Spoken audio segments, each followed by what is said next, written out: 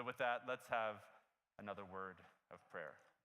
Father God, we just thank you for the Sabbath.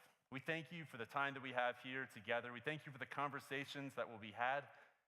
We thank you for the way that our mind can stop and think on you. And we pray that we can be sensitive to your presence this morning, that you can speak to our hearts, and that we can walk away with change. We pray in your name. Amen. Well, it's that time of year where there are three simple words that seem to change the very season that we're in. Those three words: back to school. Yes, we know those words well, don't we? Back to school. We've been hearing them for a while because the retailers are trying to make some sales around the event. But back to school, when we hear those words, it means different things to different people. I imagine there's a wide range of emotions that are to be had when people hear the words back to school. As I talk to different students who are going back to school, I get from them a different set of emotions. There are some who are very excited to go back to school. They're excited to be back under the instruction of their teachers. They're excited for learning, but mostly it seems they're excited for socializing with their friends. When you talk to them about their summer, some of them, it sounds like they've been on a social island, excommunicated from their peers, and they're finally going back to where they can be with their friends, and they're excited for back to school. There are others who feel like back to school is an interruption, as if they're in the middle of something important and something good called summer vacation, and you hear the words back to school, and it feels a bit like it's interrupting something good. Like, why would you mess with my summer vacation? There's a range of emotions. And it's the same to be said with parents, right? Have you ever been at a school on the first day of school? As you watch parents come in on their first day of school, you see a wide range of emotions. There are some parents who are not excited about the first day of school. There are some parents, I may have almost been one of them this week, who were crying a little bit because it's kind of an emotional time. You're giving up your child. They're going to be under someone else's instruction for most of the week, and it's kind of a hard thing to give up your kid. But then there's other parents. You know the other parents. You're one of them, Peter. There are other parents. It's like Christmas morning, the first day of school. They can hardly contain themselves. They are so excited. I've had a wide range of emotions to those words over the years, but I used to be really excited for this time of year for a not very nice reason. You see, when I first started as a pastor, I had several colleagues that were about my age. Several colleagues who we went through seminary together, we started our internship together, we just kind of were moving through life together. And a couple of them, at the same time, decided to make a career transition, and they made their way out of pastoring directly, that kind of ministry, off to education. They decided to pursue a life as teachers. And they went through with that, and they went all the way, and they became teachers in the same conference that I worked as a pastor. But even though they became teachers, they kept several key events on their calendars. Events that I would be required to go to. Events that I wouldn't necessarily want to go to, and that they knew they no longer were required to go to. And so they would keep these events on their calendars. And when they would come, I would always get these messages as if they didn't know what I was doing. Oh, what are you doing today, David? I'm just sitting on my back deck reading a good book. How about you? And so we started to get this bitterness, right? Because they'd be on summer vacation and I'd be having to go to these conference meetings that I didn't want to go to. But then I would hear the words back to school. And I thought, yes, this is my turn to turn the tables and communicate back to them. Now, I used to do this. I say I used to do this not because I had a change of heart, not because I suddenly became a nicer person, but because it lost its fun. Because as I started to give them a hard time about the fact that they were going back to school themselves, I started to realize that they were actually excited to go back to school.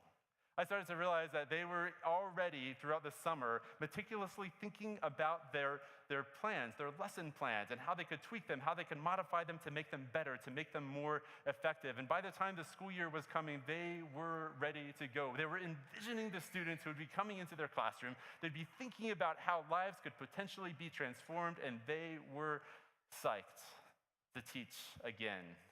You see, it takes a special breed of a person to become a teacher, doesn't it? It takes a special breed of person who wants to stand up in front of a classroom day after day after day. I know a little bit about standing in front of people, and I can't imagine doing it every day. It sounds absolutely exhausting. It takes a special kind of person who's willing to pour so much out of themselves in an effort to improve someone else, in an effort to help someone else in their walk in life to become more successful, to pour all of that energy out of themselves. And it takes a special kind of person to deal with, to weather through the complaints and the concerns of parents. Isn't that right, teachers? The complaints and concerns of parents. It takes a special person to do that. You see, we recognize that teachers are important people in our lives. And that's why today, as a church community, we want to spend a little bit of time thinking about our teachers. We want to spend a little bit of time thinking about the influence that they have on the lives around us. And I want to be clear here, as we're talking about teachers, we're talking about a wide range of people, aren't we? We're talking about people who are teaching at the very youngest level. They're teaching things about colors and numbers and how to read, the fundamentals of how to read. Everything from that all the way up onto the upper side where you have teaching at the collegiate level, and they're teaching students how to think. They're teaching students how to see the world around them. Then we have teachers who are teaching from their home, who've made that sacrifice to instruct their very own kids. And we have teachers who are teaching in our very own schools, like Vista Ridge Academy. And then we have teachers who are teaching on the public campus. But all of these teachers make such a significant impact on the world around them. Regardless of whether or not they explicitly talk about Jesus in the classroom, the way that they live their lives communicates something important to the kids, to the students that they are around. And because of that, we want to recognize what they do. We want to appreciate what they do, but we also want to have a prayer of dedication for them before we close the service. So teachers, be warned, you will eventually have to join me up here. But we recognize that they have this significant amount of influence. If you're a parent, you know this clearly. I remember there was once a day when I had young children. I still have young children, but my children were even younger. And me and Val combined, we were like the ultimate authority figure on everything. We just seemingly knew everything. And if we gave them an answer, that was good enough. I knew that day would eventually change. I didn't realize that day would end the second they were in school, within the first month. And I tried to give an explanation on something which apparently differed from the teacher. But teacher says, and it happens so early, teachers have such a significant impact on their students and on our world. So I want to spend a little bit of time thinking about that. And we want to look at a text that communicates something both to our teachers but to the rest of us as well. Now, if you jump on Google and you're looking for a text about teachers, the first text you come to is actually James chapter 3, verse 1. Now, if you know James chapter 3, verse 1, what it says is not many of you should become teachers, which doesn't really seem very appropriate since you've already made that decision, those of you who are teachers. So it's a little bit late for that. But my favorite part is the reason why you shouldn't become teachers is because you're judged more strictly than anyone else. Teachers, is this true? Is there some truth to this, that you're judged strictly, your students, with their responses at the end of the year? So I started looking for a different text. I started looking for something else that would speak to the life of a teacher as well as to our lives and how we live our lives. And I came to Matthew chapter 18. Now I need to warn you as we open this, Matthew chapter 18, that's a bit of a foreboding passage. It doesn't sound very chipper or cheerful at first. And it also doesn't sound necessarily super related to being a teacher. But I think as we go through it a little bit closer look at it, I think as we go through this, we'll see that it has a lot of meaning that's tied to what it means to be a teacher, as well as to the rest of us and how we live our lives. So Matthew chapter 18, starting with verse 1. Matthew chapter 18, starting with verse 1. At that time, the disciples came to Jesus saying, "Who is the greatest in the kingdom of heaven?" And calling to him a child, he put him in the midst of them and said, "Truly I say to you, unless you turn and become like children, you will never enter the kingdom of heaven. But whoever humbles himself like this child is the greatest in the kingdom of heaven. Whoever receives such a child in my name receives me, but whoever causes one of these little ones who believe in me to sin, it it would be better for him to have a giant millstone fastened around his neck and to be drowned in the depth of the sea. Jesus, Jesus, Jesus. Sometimes Jesus doesn't seem to be overly concerned with polishing the words that he puts out. These are the kind of words that if I were to get up here and say them on my own, I would probably lose my job within the first day.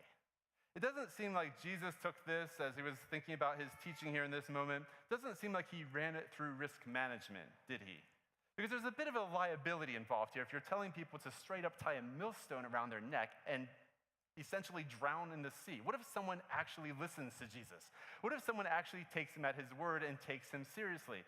Jesus, this doesn't seem like the best teaching that you've had. You haven't polished this one over yet. Neither does it seem like Jesus ran this through his PR team. If Jesus is looking for more followers, this probably isn't the way to do it. Neither is this the best way for him to add more donors to his operation, right? This doesn't really seem like the smartest move ever. And in the context of teachers, I need to apologize already because this doesn't really seem like a good message to teachers. As if you didn't have enough to worry about with the criticisms of parents, now you have to worry about what Jesus has to say if you somehow mess up at your job. It doesn't sound very good, does it? But here's one thing that we can pick up right away. There's one thing that we can know for certainty. If there's no other message that we can get from this, the one thing that comes out super clear from the very beginning is that Jesus places a high value on young lives. When Jesus looks at the young children in the world around him, he places a high value on those children. And something that we need to think about as well, when we're looking at the society that Jesus is speaking to, they were placing less value on children than we do in our current society because the children didn't really have anything to contribute to society. The children were not productive members of society yet. And so they were not yet quite ready to be seen as something of great value, which perhaps also speaks to us as we think about people that may not be children, the way that we value people differently. Do we value people based on their productiveness? Do we value people based on what they can contribute to the world around us? Or do we value people because they are children of God?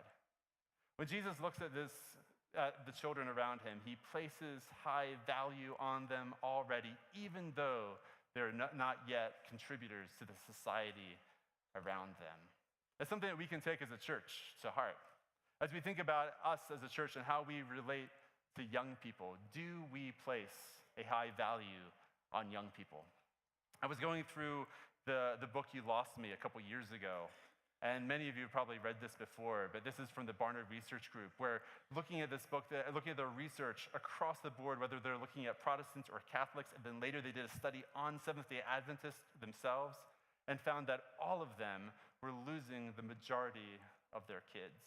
That once kids grew up and graduated from high school, they graduated from the church as well. Somewhere around 60% of them made that choice. As David Kinnaman, the one who authored the book You Lost Me, is reporting on this, he asked this pertinent question: do you as a church love your traditions more than your children? Do you love your traditions more than your children? In other words, when you see that type of loss that's taking place, are you willing to sacrifice? Are you willing to make changes? Are you willing to do something significant for the sake of the very people that Jesus himself said that he values highly? I believe at Boulder, we've already answered that question. I believe that's one of the things that attracted me to this church when I was interviewing and looking at this church, is that this is a church that says we will do what it takes to keep people connected to Jesus. We will do what it takes to make this a relevant place of worship for all ages.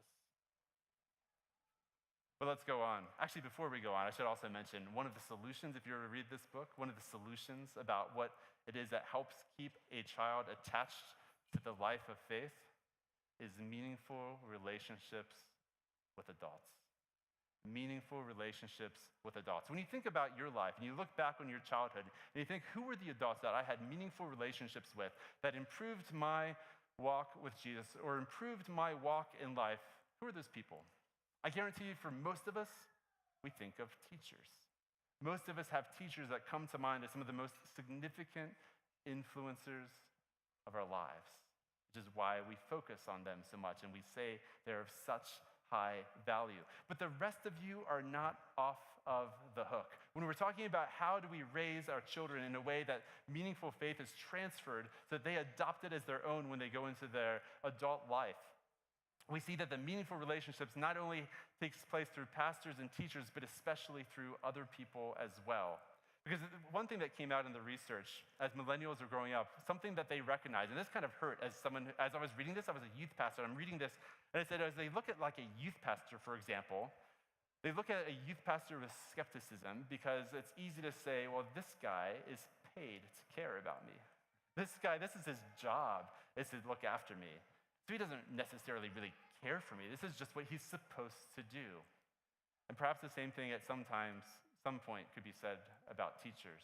So it's important that all of us find a way to connect with people, that all of us take the time and the effort to disciple people and to walk through life with people. But let's go on. Let's look at this passage some more. First of all, we need to start with the context, starting with Matthew 18, verse 1, because it all starts off with what seems like an unrelated question. It says, at that time, the disciples came to Jesus saying, who is the greatest in the kingdom of heaven? It's something as you look through the Gospels, you see them come to this time and time again. They want to know, how can I best elevate my position in the kingdom? They're looking at the kingdom as a political kingdom, and they want to know where they sit. As you look at Matthew 18, you can kind of see some of the context of what brought them to this moment. There's a series of things that took place prior to the last two chapters. First of all, there's a moment where Peter actually opens his mouth and he gets it right. It's amazing because Peter always opens his mouth, but he seldom gets things right. But he opens his mouth and he gets it right because he declares that Jesus is the Messiah.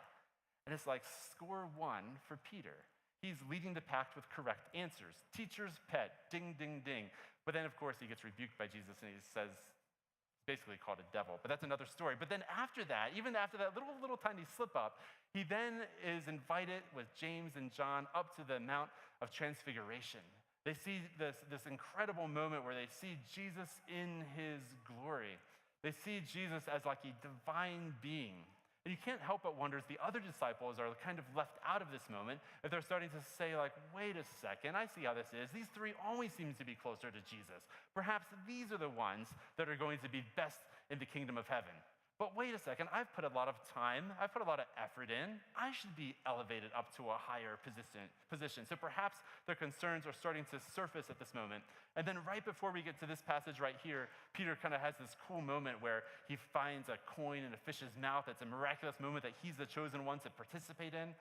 And so maybe it's Peter. Maybe Peter, as it's coming up to Matthew chapter 18, maybe he's the one thinking, wait, maybe I'm the chosen one. Maybe I'm going to sit at the side of the Messiah when the kingdom comes. Or maybe it's the others who are feeling a little bit jealous and feeling like Peter is getting some preferential treatment and they want to be elevated. Whatever it is, some kind of conversation happens. And some kind of conversation happens at some level that Jesus notices it. And in this version, in Matthew 18, they directly ask Jesus about it. I kind of like the version in Matthew, or in Mark that takes place. When Mark tells the story, I think it's in chapter 9, when Mark tells us the story, the disciples are talking amongst themselves about who's going to be the greatest in the kingdom of heaven.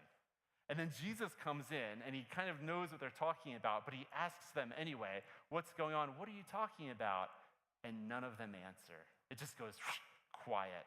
Now, teachers who are here, what does this mean to you? If you walk into a classroom and there's a bunch of activity happening, there's a bunch of conversation happening, and they go quiet, that tells you one thing. But then if you ask them, well, what were you just talking about? And nobody wants to answer, that tells you quite a bit more, doesn't it?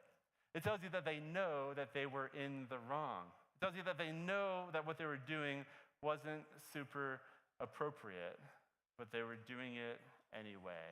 And here in this moment, the disciples are finding themselves consumed by the world, consumed about trying to climb this ladder, consumed about trying to be more important than people around them, consumed with something very different from a servant's heart.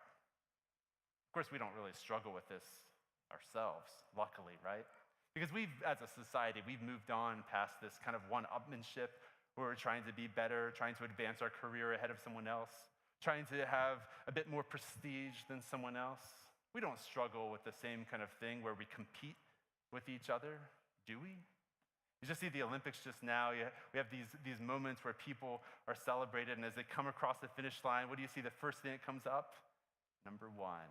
Here I am, number one. In case you missed it on the slow motion recapture here, I am number one. I am first place above everyone else. And if I really mean it, I'll ask you for some more adulation because I want to make sure we recognize who's on top. It's something that consumes all of us to some level. I was on a Pathfinder trip at my last church this spring. Now, every year, they have what's called a winter trip where they take the club to the summer camp, which is Big Lake Youth Camp. And in the winter, Big Lake is kind of this neat place that's just full of snow, and you can't actually even drive into the place. It's so full of snow, you can't drive in. They have to take a snowcat out, and they pick you up in the parking lot, and they have all these inner tubes in the back, and they pile all the kids up on these inner tubes, and they drag you in. We have 50 kids coming in. They drag 50 kids in on the inner tubes, and it becomes this giant snowball fight from the first moment you get there. Because you're on the inner tubes, and you just scoop up the snow and start tossing it at people. And that starts it for the entire weekend. It becomes this giant snowball fight, and it never really ends. People take sides, teams, kind of a war almost. Well, I get there, and of course, I get involved in the snowball fight as things are happening. But it gets more serious when we actually get to the camp. There's so much snow that the big buildings, there's no real definition between the roof and the ground. Snow just kind of piles up and elevates, so you can climb up on top of all these tall rooftops, the tallest of which being the cafeteria. And the cafeteria is this fantastic place because it turns into a giant snow slide on one side, where you can slide out into the lake. But then on the other side, it becomes quickly a king of the hill place. And people run up to the top of the hill and they defend the hill. It just becomes this natural thing. No one instructs anyone to do it, it just happens. Well, I get there and I see a couple of kids who've been king on the hill for a little too long. And I think to myself, this is my moment to shine. This is my moment to teach them who's the real pastor around here.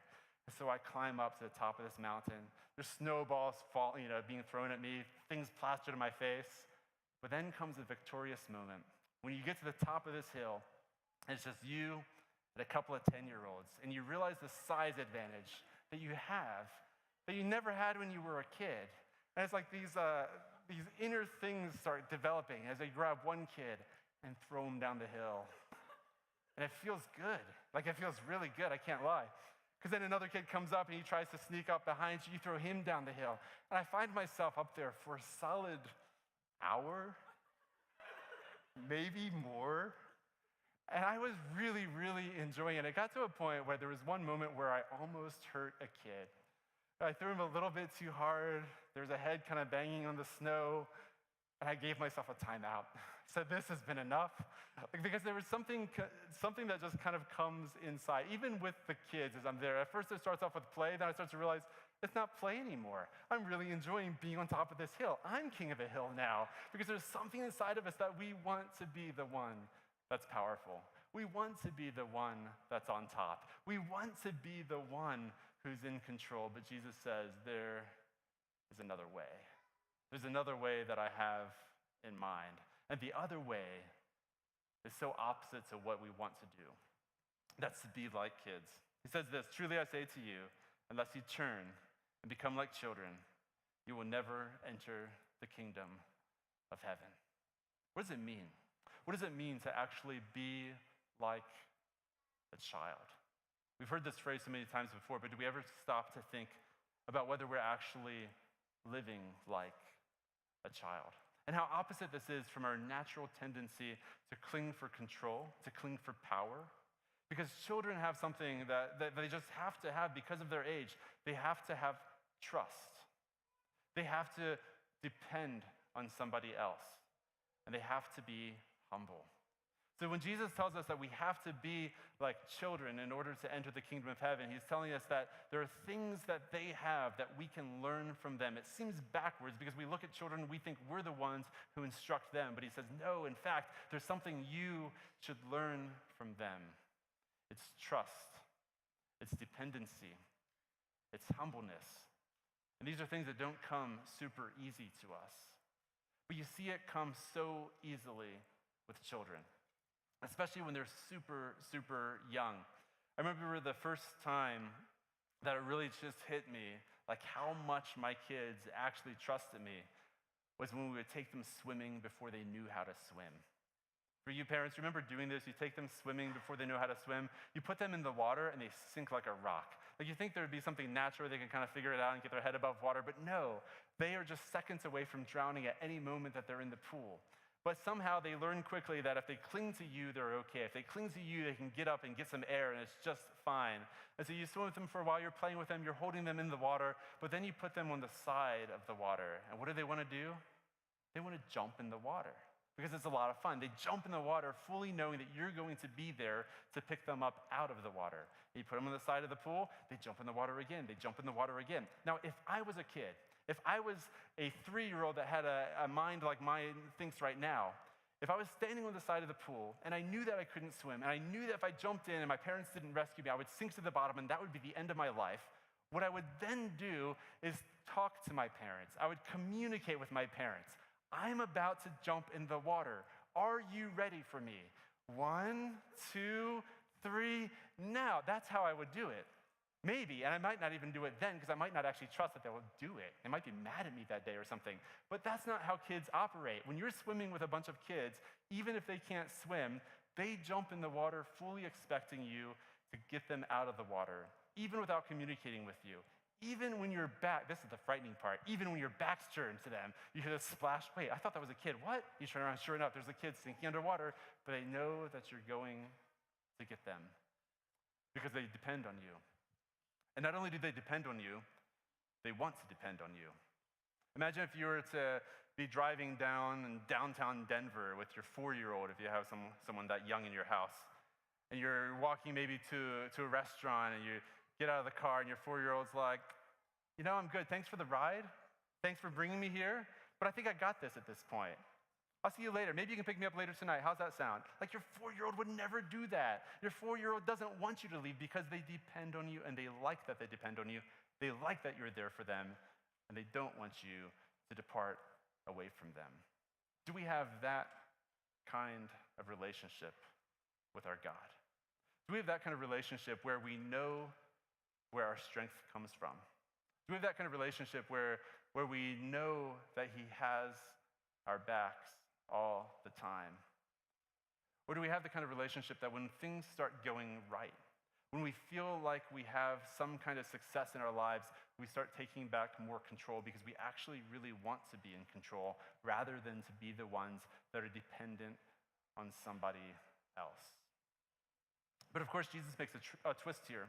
Because He doesn't just stop with this idea that we should become like children, but then He flips it to this totally different idea that if you're somehow going to mess up a child's life, if you're somehow going to cause a little one to stumble, then it'd be better for you to tie a millstone around your neck. And make no mistake about it, when Jesus says this, He's talking about something deadly.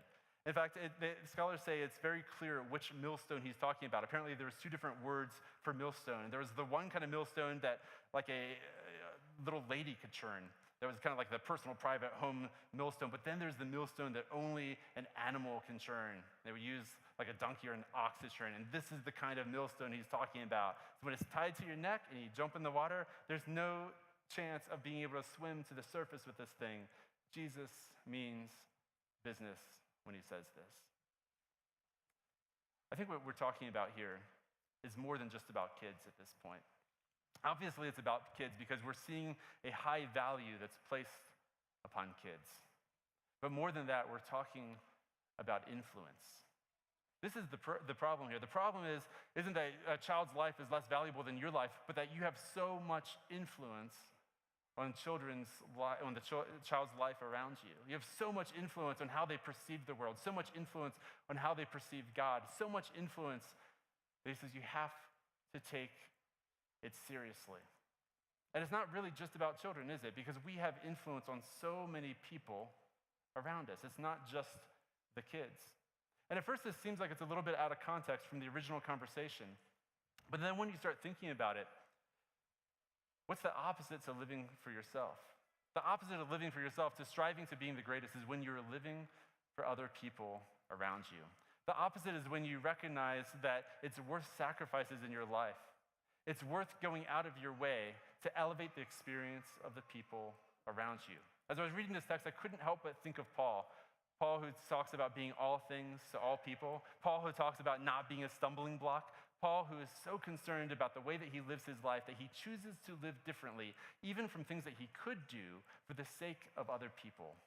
It's the kind of kingdom living that Jesus was calling his disciples to live. It's the kind of kingdom living that Jesus is calling us to live, where we take life seriously, and we take the experience of the people around us seriously, and we think seriously not only about our young people, but we think about the other people that might be affected by the way we live as well. But Jesus doesn't stop here. Just when you think Jesus couldn't be graphic enough, he continues. And he continues with this, verse 7. Woe to the world for temptations to sin. For it is necessary that temptations come, but woe to the one by whom the temptation comes. See, again, we're talking about more than just kids here. We're talking about our impact on the lives of people around us. Verse 8, and if your hand or if your foot causes you to sin, cut it off and throw it away. For it is better for you to enter life crippled or lame than with 2 hands or 2 feet to be thrown into the eternal fire. And if your eye causes you to sin, tear it out and throw it away. It is better for you to enter life with 1 eye than with 2 eyes to be thrown into the hell of fire. Like I said, the text is a bit foreboding. As Jesus talks about these things, it starts to sound a bit graphic. And it also sounds a bit out of place. He was just talking about who's the greatest in the kingdom, and they went from that to how we should be like kids, and from like how we should be like kids, how you better not mess up the life of a kid, to now cut off my arm, cut off my eye. It doesn't really make much sense. It's interesting in the context when you look at Matthew. Matthew has already quoted Jesus as saying this. He already said it back on the Sermon on the Mount.